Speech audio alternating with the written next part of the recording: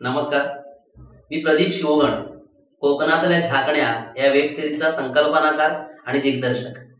खरं तर असं मध्येच तुम्हाला भेटायला यायचं एक विशेष कारण आहे, ते म्हणजे येणाऱ्या शनिवारी तुम्ही आमच्या वेब सिरीजचा 10वा एपिसोड पाहणार आहात.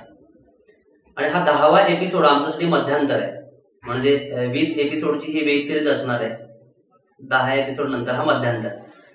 तर म्हटलं तुमच्याशी काही गोष्टी शेअर कराव्यात, काही गोष्टी तुम्हाला मुद्दाम सांगाव्यात, कारण तुम्ही आता आमच्या फॅमिली मेंबर झालेले आहात, तुम्ही आता आमच्या कुटुंबातले लोक झालेले आहात. म्हणून खरं तर ही संकल्पना जेव्हा वेब सिरीजच्या डोक्यात आली तेव्हा विचार असे आले की रत्नागिरी जिल्ह्यातल्या खेड्यापाड्यात जी भाषा बोलली जाते त्या भाषेचा एक विशेष गोडवा आहे. त्या भाषेची स्वतःची अशी जातकुळी आहे, तिला स्वतःची शब्द जाणीव आहे. ती गंमत, तो गोडवा लोकांपर्यंत पोहोचला पाहिजेत.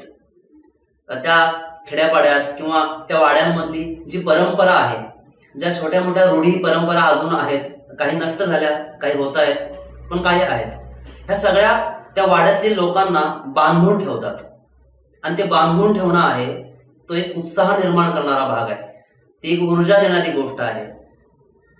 तर ती एक जगण्यातली वेगळी जाणीव आहे, मजा आहे. आणि तीच मजा लोकांपर्यंत पोहोचावी, कारण खेड्यापाड्यातला हा जो उत्साह आहे तो फक्त कोकणापुरता मर्यादित नाही, तो महाराष्ट्राच्या प्रत्येक खेड्यापाड्यात तुम्हाला अनुभवायला मिळतो, तो तुम्हा सर्वांना अनुभवायला मिळतो. तर म्हटलं हे आमच्या समोर सगळ्यांसमोर गेलं पाहिजेत, तो आनंद उत्साह सगळ्यांना मिळाला पाहिजेत, म्हणून या वेब सिरीजची खरं तर सुरुवात झाली होती. आणि बरं वाटतंय की तुम्ही सगळे भरभरून या वेब सिरीजवर प्रेम करता आहात, आमच्यापर्यंत तुमचं प्रेम पोहोचवता आहात. तर सर्वात आधी तुम्हा सर्वांचे मनापूर्वक धन्यवाद की तुम्ही वेब सिरीजवर खूप प्रेम करता आहात.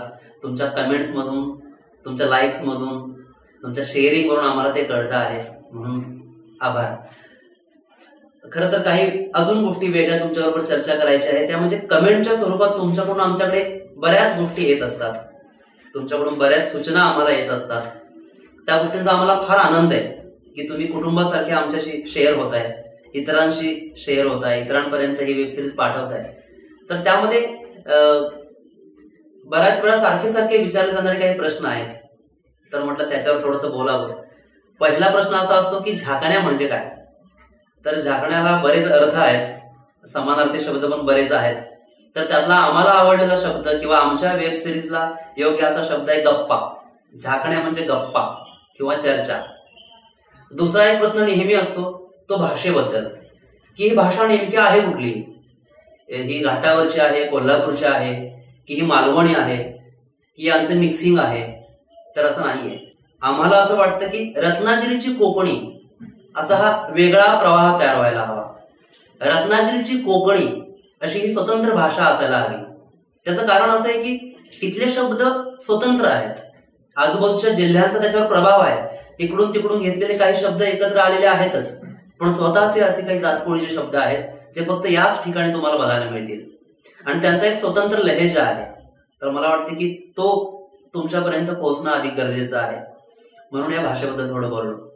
आणि एक कमेंट नेहमी असते, ज्या कमेंटचा आम्हाला नेहमीच आदर आहे, आनंदही आहे, आम्ही त्यामुळे उत्साही होतोय. ती कमेंट अशी असते की एकूण एपिसोडची लांबी थोडीशी वाढवावी. तर खरं तर आम्ही जेव्हा सुरुवात केली होती तेव्हा 10-12 मिनिटांचीच ही वेब सिरीजचे एपिसोड्स असावेत अशी इच्छा होती, म्हणून आधी शूटिंग करून ठेवलेले काही भाग तुमच्यापर्यंत आले, पण तुमच्या त्या कमेंट्स आम्ही दखल घेतलेली आहे आणि इथून पुढचे भाग नक्कीच मोठे असतील.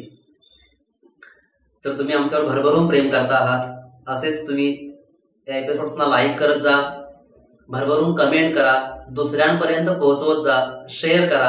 आणि मला माहिती आहे प्रत्येक दिवशी तुम्ही याचा एक तरी भाग बघताच, तरीही आमचा नवीन भाग बघण्यासाठी दर शनिवारी पाहत राहा कोकणातल्या झाकण्या.